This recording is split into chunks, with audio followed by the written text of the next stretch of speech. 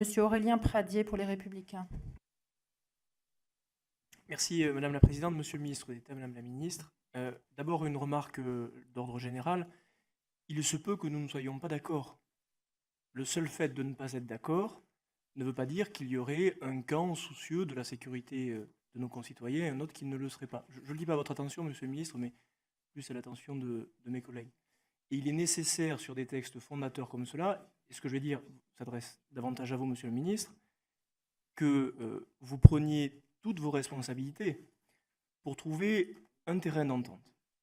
Et il me paraît nécessaire, vous l'avez dit en préalable dans vos propos, que vous puissiez faire les avancées utiles, de sorte à ce que, nous le faisant aussi, nous puissions sortir de l'examen de ce texte collectivement renforcé, nous la représentation nationale, en ayant trouvé un point d'équilibre. Et je pense que cela appartient autant aux parlementaires que nous sommes qu'aux ministres que vous êtes. Ensuite, je voudrais vous dire que nous sommes naturellement, comme mes collègues Ciotti et Larrivé l'ont dit, bien d'accord sur le constat que vous avez dressé, alarmant.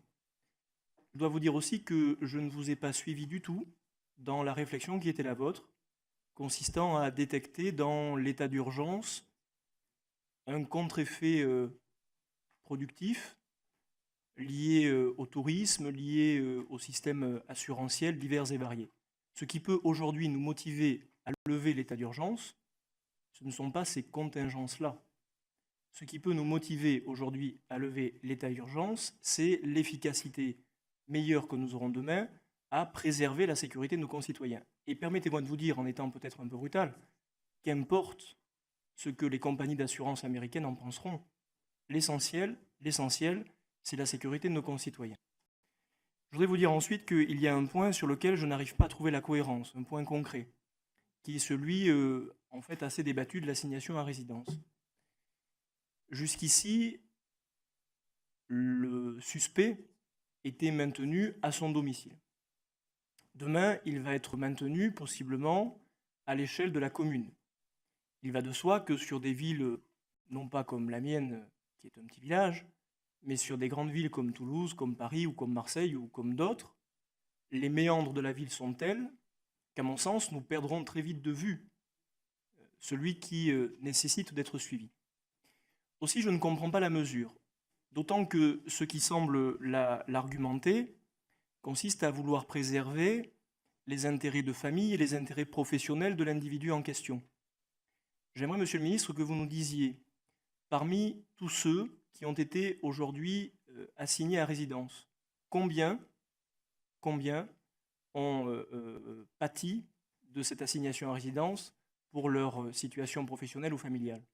Ce que je veux dire par là, c'est que je crains de savoir que l'essentiel de celles et ceux qui ont été assignés à résidence n'avaient ni véritable problématique de déplacement professionnel, ni véritable contrainte de déplacement familial dans la ville. En tous les cas, je pose la question, je ne sais pas si Madame la Présidente, vous avez la réponse, vous semblez opiner du chef. Si vous l'avez, je serais heureux de l'entendre. En tous les cas, j'aimerais le savoir, puisque c'est l'argument, que l'on me dise combien de ceux qui ont été assignés à résidence se sont vus contraints du fait de leur situation d'emploi.